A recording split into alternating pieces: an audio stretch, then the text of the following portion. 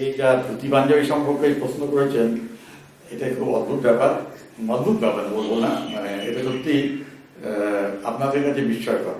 কারণ আজকাল ধুতি পাঞ্জাবি পরা লোক পাওয়া যায় না। যেমন আমি বলতে পারি, আমাদের পাড়ায় এখন আমরা দুজন রেগুলার ধুতি পাঞ্জাবি পরি।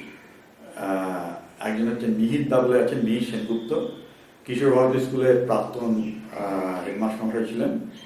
তিনি অবশ্যই মাঝে মাঝে পাহাড়ে যখন যান প্যান্ট পরেন, আমি প্যান্ট পরি না বললে ভুল হবে, কয়েক সময় অল্প কয়েকদিনের জন্য হয়তো পড়েছি।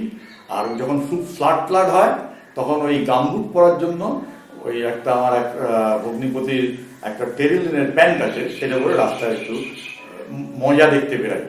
এছাড়া আমি ধুতি পাঞ্জাবি সাথে কিছু পড়ি না। মানে কোনো আমি প্যান্টকে কখনো অশ্রদ্ধা করছি না, কারণ কাছে কলমে সুবিধার জন্য প্যান্ট হচ্ছে সবচেয়ে সহায়ক। আরেকটা জিনিস হচ্ছে গিয়ে টেকনোলজির এত অ্যাডভান্সমেন্টের সঙ্গে এবং ইনফরমেশন টেকনোলজির অধ্যাপক হয়েও আমি বলছি, আমি এখনো মোবাইল ফোন ব্যবহার করি না। মানে সঙ্গে বাড়িতে একটা মোবাইল ফোন আছে, সেটা ল্যান্ড ফোনের পরিবর্তে ব্যবহৃত হয়। আমার বাড়ির ল্যান্ড ফোনটি যখন খারাপ হয়েছিল তখন মোবাইলটি নেওয়া হয়েছিল, সেই মোবাইলটি বাড়িতেই থাকে।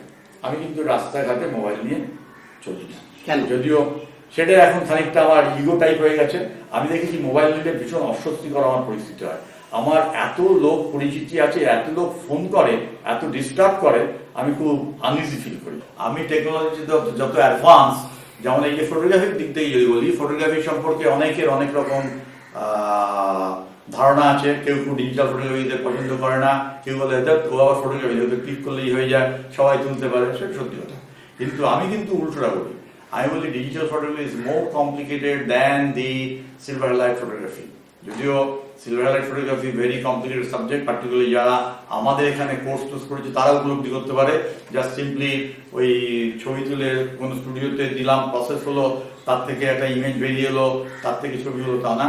সেখানে যেমন এক্সপোজার দেওয়াটা একটা বিরাট ব্যাপার ছিল, সেটা ঠিকই, ডেভেলপমেন্ট প্রসেসটা ব্যাপার ছিল, কিন্তু তাহলেও তার যে আনন্দ অন্যান্য পার্ট সেগুলোকে যদি আমি বাদও দিই, তাহলেও তার যে টেকনোলজি, তার থেকেও কিন্তু আমাদের এখনকার যে ডিজিটাল ফটোগ্রাফি, তার টেকনোলজি কিন্তু অনেক বেশি কমপ্লিকেটেড। কিন্তু সাধারণ মানুষ যারা ডিজিটাল ফটোগ্রাফি করছে, তারা সেই টেকনোলজি সম্পর্কে ওয়াকিবহাল নয়। তারা হয়তো অটোমেটে ক্লিক করে যাচ্ছে, তার ফলে মানে মোটর ড্রাইভই হোক বা এমনিতেই একটা আগে যেখানে একটা ফিল্মে ছবি তুলতে 5 বার ভাবতো, এখন সেইটার জায়গায় হয়তো 20টা এক্সপোজার দিয়ে দিচ্ছে, তার থেকে একটা ভালো লেগে গেল, হয়তো সেটাতে প্রিন্ট করে দিল, হয়ে গেল।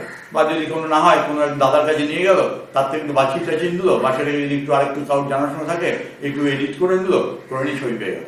কিন্তু যদি নিজের সজ্ঞানে যদি কিছু করতে হয়, তার টেকনোলজির ভিতরে যদি ঢুকতে হয়, তাহলে ইটস এ ভেরি কমপ্লিকেটেড। তার কারণ হচ্ছে ডিজিটাল ফটোগ্রাফির জানতে গেলে, ইমেজ প্রসেসিং জানতে গেলে ভালো ম্যাথমেটিক্স বোঝা দরকার। ঠিক মতো যদি না জানে, একটা ভালো কমপ্লিকেটেড ডিজিটাল ক্যামেরা যেমন আমাদের 3-4 হাজার টাকা থেকে আরম্ভ করে 5 লাখ 6 লাখ অব্দি যেতে পারি, সেই সব ভালো ধরনের ডিজিটাল ক্যামেরা হ্যান্ডেল করতে গেলেও তার যত রকম অপারেশন জানা দরকার, সেইগুলো কোনটির কি ফাংশন সেটা বুঝতে গেলেও কিন্তু অনেক বেশি টেকনোলজি থাকা দরকার।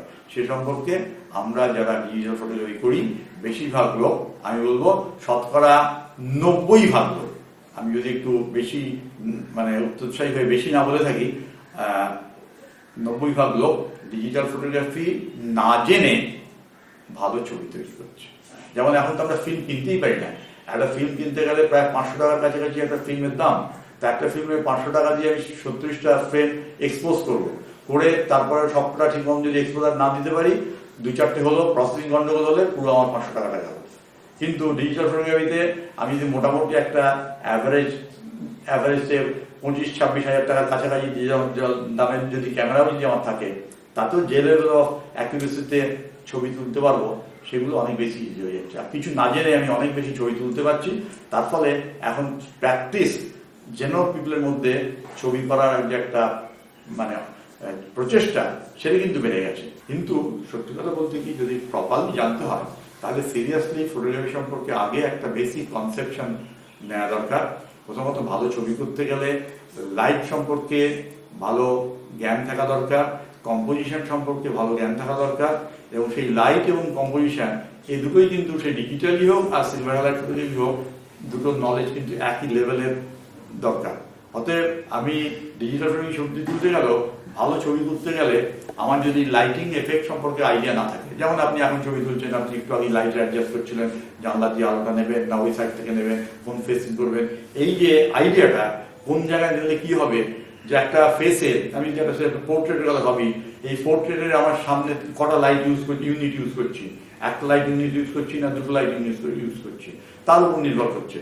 আমি যদি সেই দুটো লাইট ইউজ করি, সেটা কোথায় ইউজ করছি, মেন লাইট হিসেবে ইউজ করছি না ওয়ার্ক লাইট হিসেবে ইউজ করছি, তাহলে শ্যাডোটা কিরকমভাবে হচ্ছে, সেটাই আমি যদি 30 ডিগ্রি অ্যাঙ্গেলে রাখি তাহলে কি হচ্ছে, 45 ডিগ্রি অ্যাঙ্গেলে রাখলে কি হচ্ছে, 60 ডিগ্রি অ্যাঙ্গেলে রাখলে কি হচ্ছে, আমি যদি ল্যাটারাল পজিশন চেঞ্জ করি কি চেঞ্জ হচ্ছে, এই যে চেঞ্জগুলো, চেঞ্জের সঙ্গে সঙ্গে যে শ্যাডোর যে চেঞ্জ হচ্ছে, নাকের পাশের যে শ্যাডোটা কম করছে বা আমার এখানে টুথমির নিচে যে শ্যাডোগুলো পড়ছে সেগুলোকে কতটা এলিমেন্ট করতে পারি ওয়ার্ক লাইট দিয়ে বা কিভাবে কি করতে পারি, এই যে নলেজগুলো, এগুলো কিন্তু আমার ডিজিটাল ফটোগ্রাফির জন্য যতটা জানা দরকার, আমার সিলভার লাইট ফটোগ্রাফির জন্য ততটাই জানা দরকার।